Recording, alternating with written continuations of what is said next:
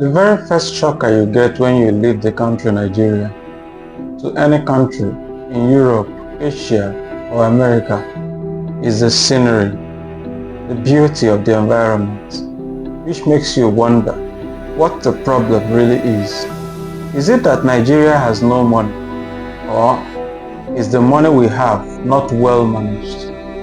Good morning, good afternoon, good evening, depending on where you are watching me from. This remains the Diary of a Broken Man, where we dissect political, economic and social issues concerning our country Nigeria. Once again, you are welcome. Remember to subscribe, to share, to like and to comment. Today, we look at infrastructural deficit in Nigeria. We look at power supply, 4,000 megawatts for over 200 million people. We look at the road network in Nigeria and then other infrastructural deficits surrounding Nigeria. Once again, you are welcome. Now, Nigeria as a country of over 231 million people suffers huge infrastructural deficits. The last time we talked about the health sector and the deficit we face around the health sector, where people like the Aproko doctor who went around the maternity homes to see the dilapidated and deplorable state of these places. And it makes you wonder whether we have ministries of health or commissioners in those states, or even people who work in different ministries. Because it's almost shameful what we see on the media every time. The picture that is painted of our dear country Nigeria. And we need to make a change, and fast too. Unfortunately, that change is not forthcoming because the people who entrusted our country into their hands seem to be unfazed about the deplorable state of our nation. They seem to be unmoved, seem to not care about these situations, and that is appalling. Now let's talk about power supply. Now, the current situation about power supply in Nigeria. Now, Nigeria has a power supply generation capacity of around 4,000 megawatts, which is woefully inadequate for a country of over 200 million people.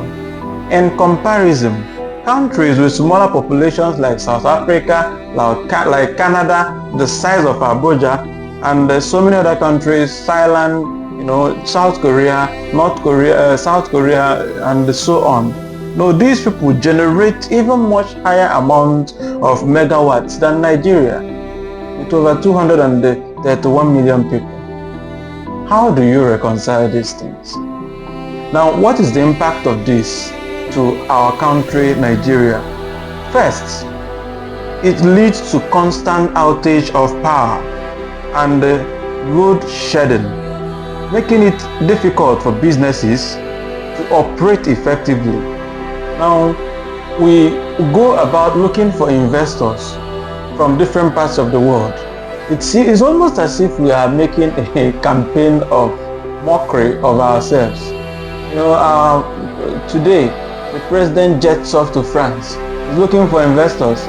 Tomorrow, the spokesperson writes this and writes that they have seen investors. He promised to invest $200 million, $1 billion. In what economy? We need to tell ourselves the truth as a country. You are inviting investors to invest where? With what power? On which road? With which law? Peter Obi, the then Labour Party candidate, once said that laws are intangible assets of a country, and the people in government came after his head. But that is true. But we're not talking about law today. We are focused on infrastructural deficit in Nigeria, and now we are talking about electricity. How do you reconcile that a country of over 200 million people still runs on 4,000 megawatts? 4,000. How do you expect companies to function? Now, the problem is it has pushed companies into using the dangerous aspect of it, which is burning fossil fuel gasoline, which is not good for the environment. It's not good for the environment. We keep going. And now, what's the solution to this?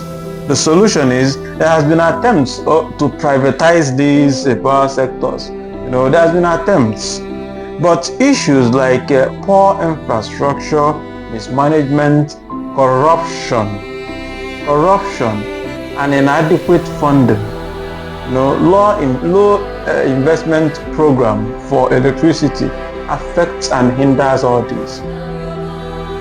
And even when we give out, gigs to private companies, it's almost unchecked. It's like a free rider. Just do whatever you like. That is why EKDC, EEDC, all these people, power holding company have been dealing with Nigerians. Estimating bills and doing as they like.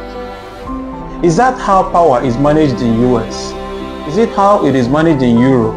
Is it how it is managed in Canada and Australia, in China, in South Korea, in Thailand? Is it how power is managed? The next one is road network. Now, I wouldn't lie to you. We have the worst road network I have seen. Sometimes there are places you go to and you wonder whether these people are living in this same world. And that is part of Nigeria. I used to live and work in Lagos. And there are some places you go to in Lagos and you are like, my God, how do these people come out? The worst road network. Let me not talk about the rest of the Southwest. Let me not even mention the Southeast. The only place that seems to have, a little connection of road is the North. Why is it so? Now, Nigeria's road network is extensive but in poor condition. Have you traveled from Lagos to Onitsha, or from Lagos to maybe Sokoto or Kebbi State by road? You will regret your life. You will ask your God what you did, what you committed. The kind of dilapidated roads in Nigeria. How is it so? A journey that is supposed to take 10 minutes in Nigeria ends up taking you hours, days if possible, because of bad roads, road connection. So what's the impact of this? Now, we clamor for development. We clamor for food security. How do farmers transport their goods or their harvested goods from point A to point B, from their farms to the market, from their farms to storage places? How without road networks? And because of this lack of good road networks, transportation triples. Where we are supposed to go with 100 naira becomes 500 naira, and you cannot blame transporters, because one, they have to buy the fuel or the gas, depending. If they don't buy the gas or the fuel, then they also have to ply the roads, and these roads spoil their cars as fast as they move a trip. I remember pitying a driver. We moved from Festac in Lagos down to, we were going to Enugu, and shortly before Abo, one of the tires, we were so lucky, the back tires,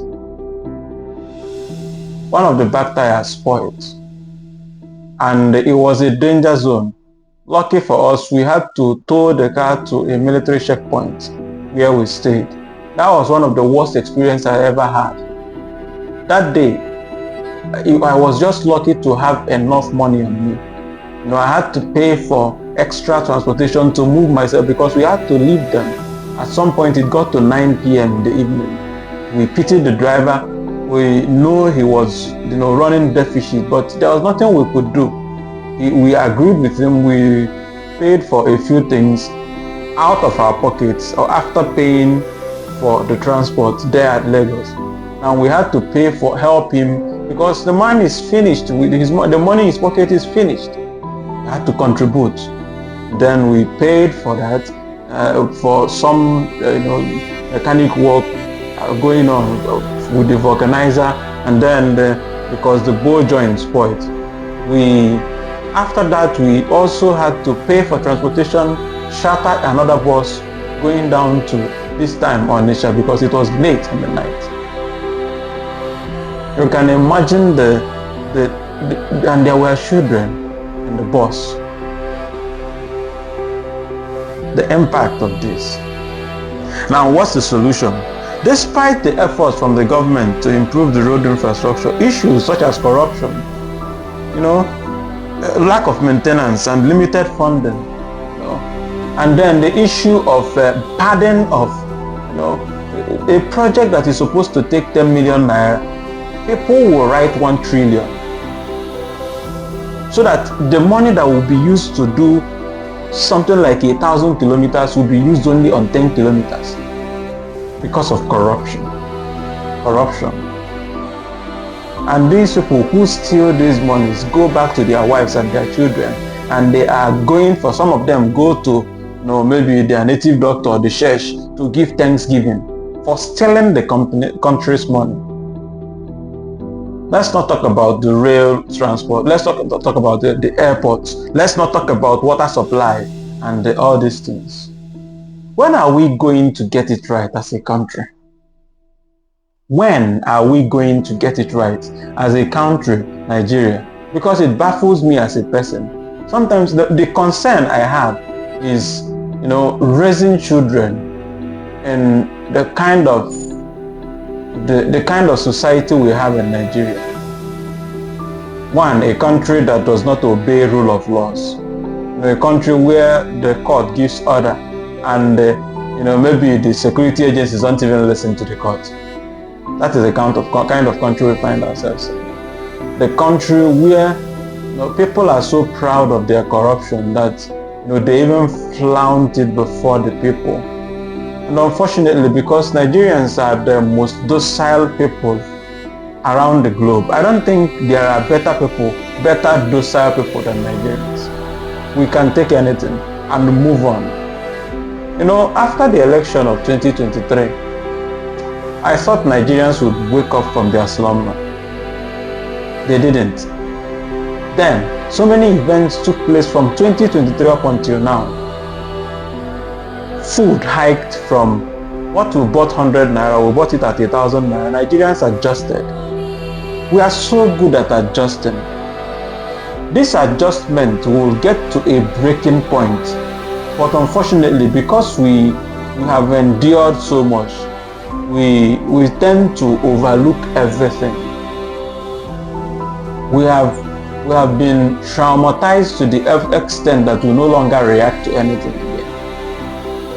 Otherwise, tell me why movement from Lagos to Onitsha would literally take 2 days. Tell me why the 4-5 hours journey would take us a day and we are not complaining. Everybody is complacent. Have you traveled during Christmas? I remember, I think it was in 2021 that I left Lagos on the 22nd of December 2021, and I remember staying in the same bus. 10 p.m. We were still, I think we've not gotten to Abo as at 10 p.m. By the time I got to Awka, it was relatively 1 a.m. And in fact, I remember people were shouting at the driver for speeding up too much, for being a kind of reckless just to get to the destination. But even with those attitudes of the driver, still we got to Awka around 1 a.m. When are we going to get it right? When shall we get rid of this corruption and make our country great again, to be like others? Once again, join me in the comment section. These ideas are for us. We need to make it right. Join me as we discuss this issue. Profile your ideas. Maybe your idea may be the solution to our problem. Remember to subscribe, to share, to like. Thank you for watching. This remains the diary of a broken man. Cheers.